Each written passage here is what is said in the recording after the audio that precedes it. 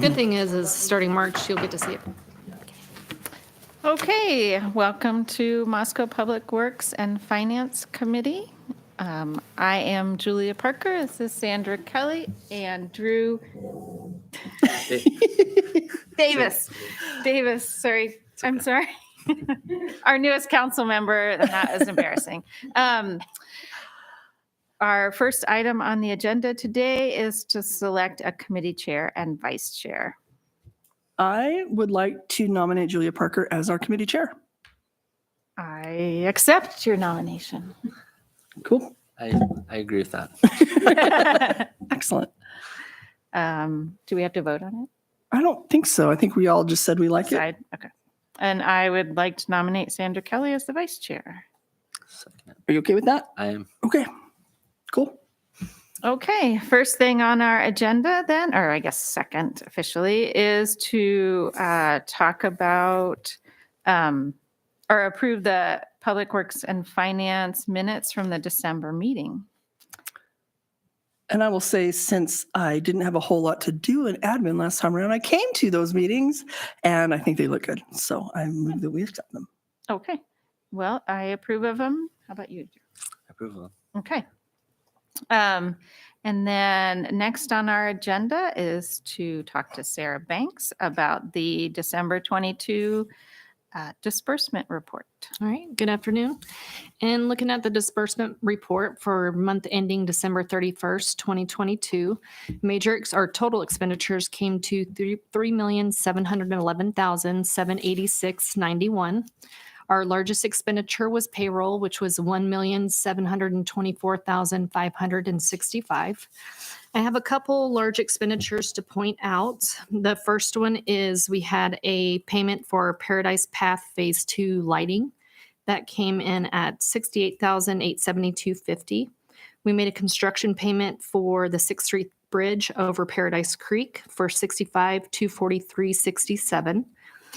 We had our booster station phase 2 rebid payment, which was $314,687.50. And then we had two contributions, employee contributions, one for our HSA program, which is $60,190, and then one for our HRA VIBA trust, which was $61,000. I just have one question on that. And this is, I think, just my brain not remembering things. Sure.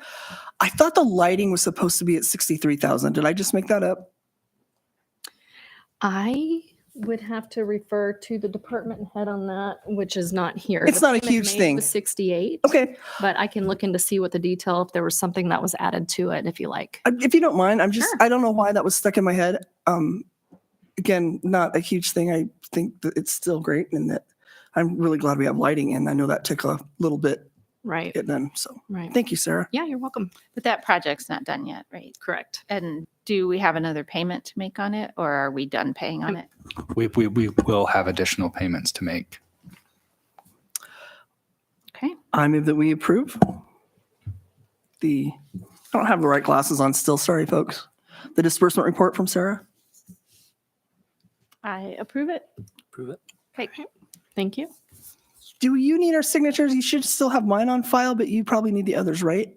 Correct. So we should have everyone but Drew. And so I'll make sure that we get your electronic signature if you agree to be willing to sign these electronically. Yep. Okay.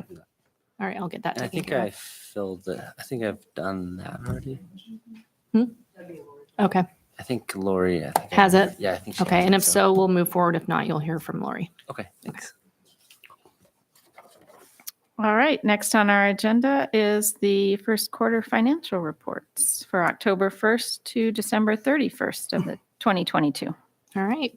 So all of the information on the quarterly report should be in your packet. Usually projections for this part of the year, you're going to see everything at about 25% or less. You will notice as you go throughout, there are a few things, especially when you're looking at transfers, sometimes you'll already see them at 100%. And that's because during our budget year, there are transfers, typically things that are going to IS or fleet. You're going to see those transfers at 100% because we do that at the very beginning of the year. Everything else, as you go down, is kind of trending to be in that 25% range. There are a couple of capital outlay that you do see that are close to 100%. I see it in the water fund as well as the stormwater. And that is because we have the ARPA funding that was not expensed from the approval last year. And so that was moved over into the 23 budget year. And you don't know that until fiscal year ends. So the budget's going to be a little higher than expected because of those figures. Everything else, like I said, is trending right along. At the bottom, you can see that our total revenue is at about 16.56% and our expenditures are 13.2. Another thing that I would note, you see in the construction funds, those are either at 0 or 7%, 3%. Those are always low until we get into actual construction season, which will be in the summertime. But in general, they're always going to be low because we also budget fund balance in revenue and expense. And fund balance is not actual new revenue or new expense. So you're never going to get 100% within those because we have sitting fund balance. That's going to take away from that total. And I'm happy to explain that further if you have questions as you're going along, Drew. Okay. So other than that, I don't have anything unless there's questions on it. Ready for, I'm not ready for summer, but I'm ready for construction to get done. Yes, this season is lasting a little longer. Bonus construction season. Correct. Do we need to move to accept those as it is an action item, isn't it? Yes. So I move that we accept the first quarterly financial report. Is there a second? Second. Yeah. Okay. All right. It seems weird when there's only 3 of us. It does. Second it. Okay. Thank you very much. Thank you. Next on the agenda is the Lola Clyde Park grant request With pictures. with pictures. And David, And Nate, probably. oh, I didn't see you over there. Thanks, Sarah. Thank you. Make sure this works because occasionally, Sure. there we go. Okay. Hello, and thank you for having me here. I'm Nathan Sir. I'm an engineer with the Community Development Division. And this is David Schott. Parks and Facilities Manager. Okay. So we're here today to talk about the a Land Water Conservation Fund grant application. To talk a little bit about the Land Water Conservation Fund, this is essentially, it's established by congressional budget, and the purpose is to acquire, develop, and maintain outstanding properties into perpetuity. So the goal is to keep things as parks and improve the parks that we have. This year they received a larger than usual influx of money. So this is a particularly opportune year to try to apply for a grant. It is managed in the state of Idaho by the Department of Parks and Recreations. And one of the things that makes this grant well suited to us is that it allows a 50% local match, but it also allows in-kind work to count as part of that match. So it requires us to have both a little bit of capital, or something like 40% capital, and then be able to supplement the rest of our match Nice. with in-kind survey and engineering that we have the capacity to do.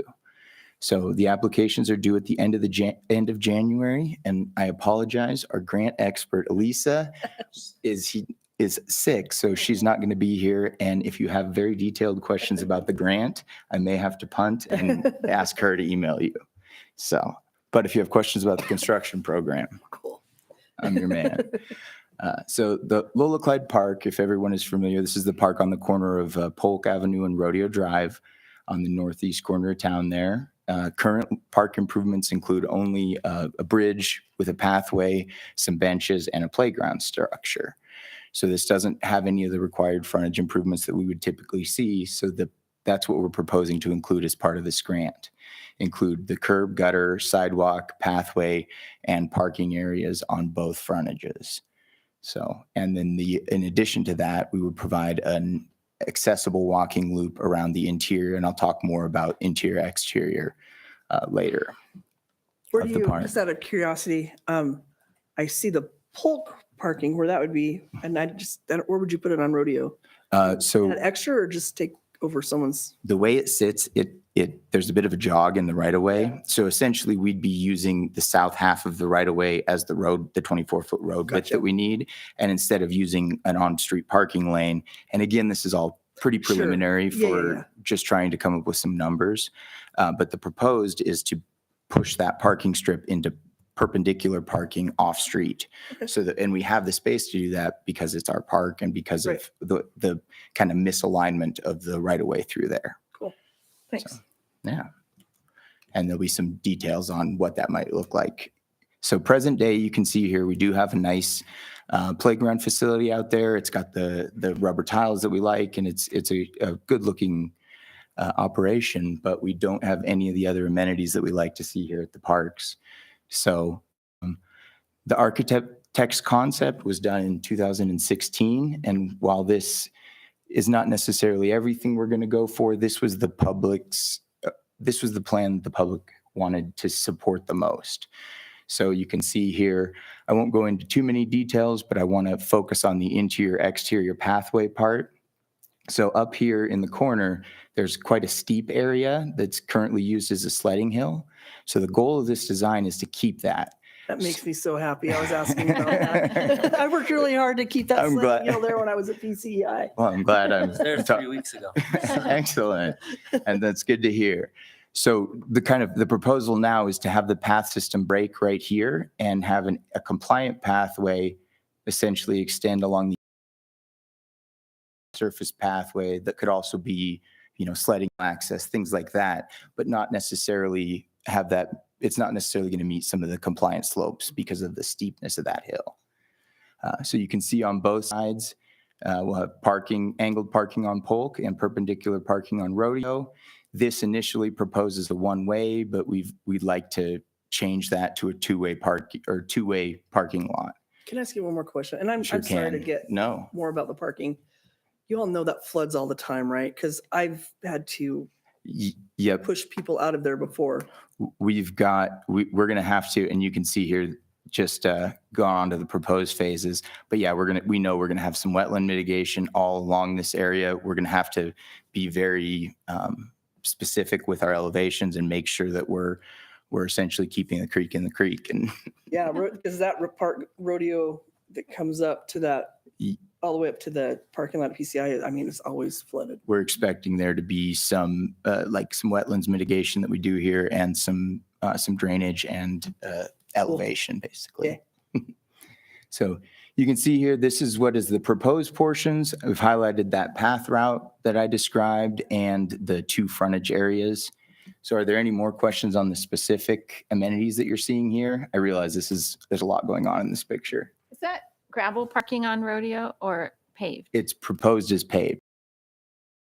No, it's. I'm sorry, Oh, I'm mixing you're up. right. It It's looks, not. it looks like It's gravel asphalt. because You're right. there's so many potholes, but I think it's paved. So, It was paved turning back into Yeah. gravel. and this Yep. would actually include the improvement of a half section of that road. So it would include approximately a 17-foot section for bike lane and Nice. drive lane. Cool. So this is a little more something that was drawn really quick, trying to give an exact idea of where our scoping came from.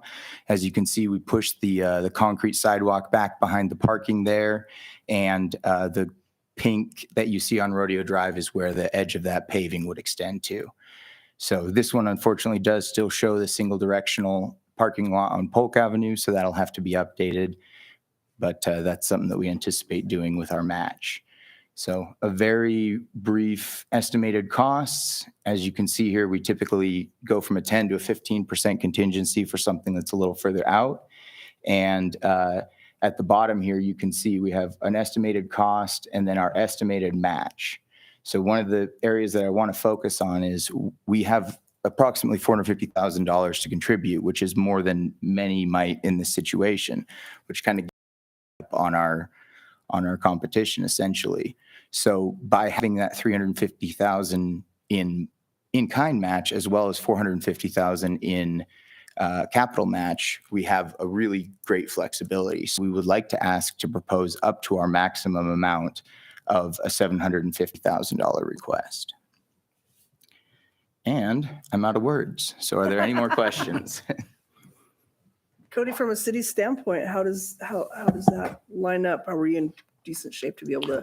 from the capital improvement plan perspective, we've been anticipating, and that's where the $450,000 figure came from. This wouldn't be in 24. I think it'd be awarded in 24, and we'd be looking at like 25, 26 construction.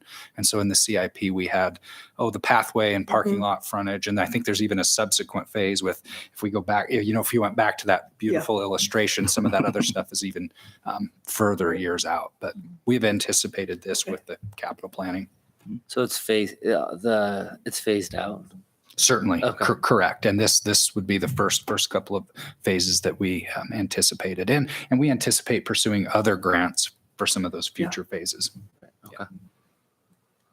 I love it. I haven't worked at PCI for a few years now, and I had all those maps on my desk because the public would come in and look at them to vote on what they wanted and everything. So I love that we're able to move along on this. And Lola Clyde is such a great historical person from Moscow I love how it's looking. So I'm all in favor of this. But unless I get death glares from the audience, I'd like to have it on regular agenda. I'm getting no death glares. I'm getting a mini glare, but okay.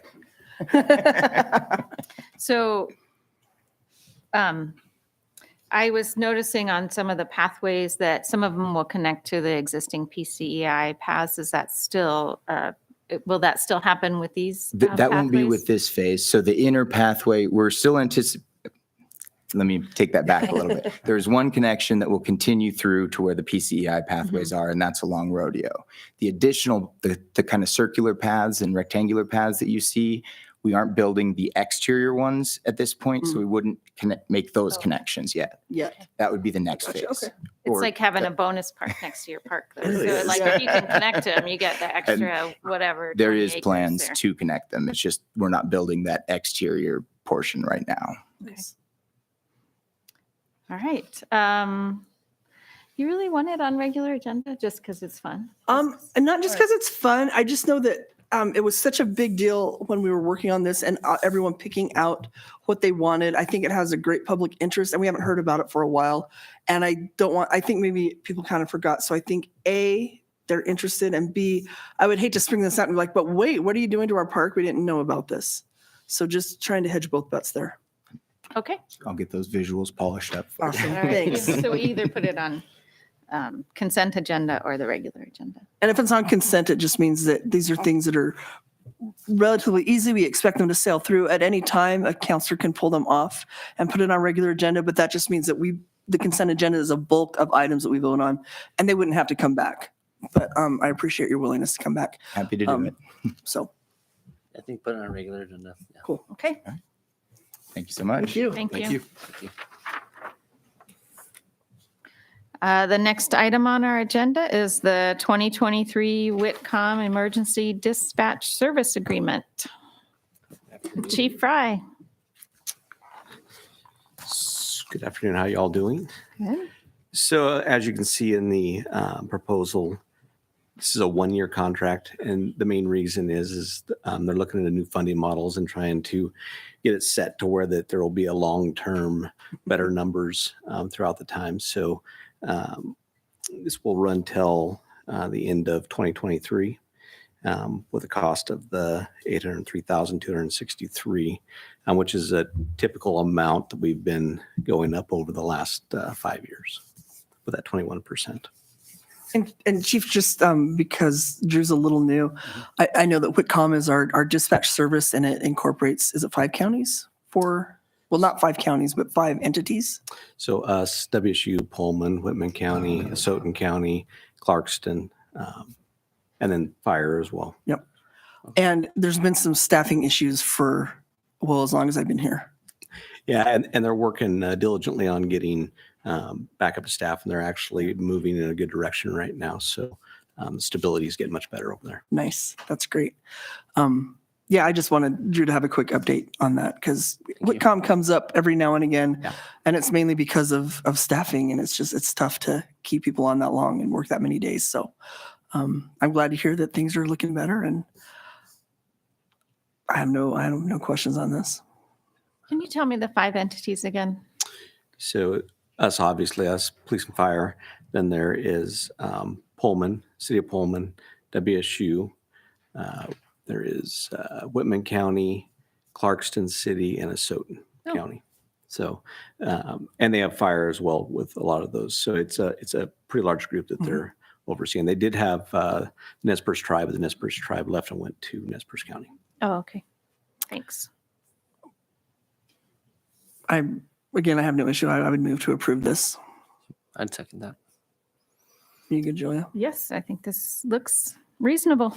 I have no problem going on consent. Perfect. Thank you. Appreciate it. We had a question from the audience. What was that?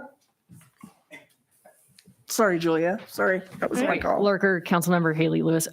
Do we get an update from Whitcomb at any other point in the next couple of weeks? Because I'm kind of wondering if we get on general agenda.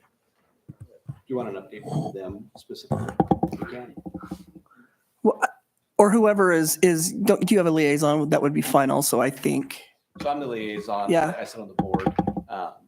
But I could have Wendy Barrett, who is the director, come over as well if you'd like. I would just say, in my opinion, I think that we can still approve this and put it on consent, and then maybe at an earlier convenience. Yeah, a wish list item, we'd like to hear from them to hear how things are going. And I think it's important for all of us to be able to have a visual on folks and ask them questions and thank them for what they do also. I'll contact Wendy and set that up. Cool. Thanks, Chief.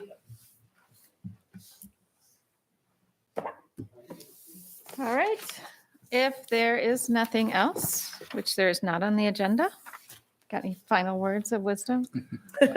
First meeting under our belts. Yeah, Made it. Made Cody, it. you got anything? Nothing further, no. All right, then I think we should adjourn. I do too. All right. Thanks. Great. Thanks.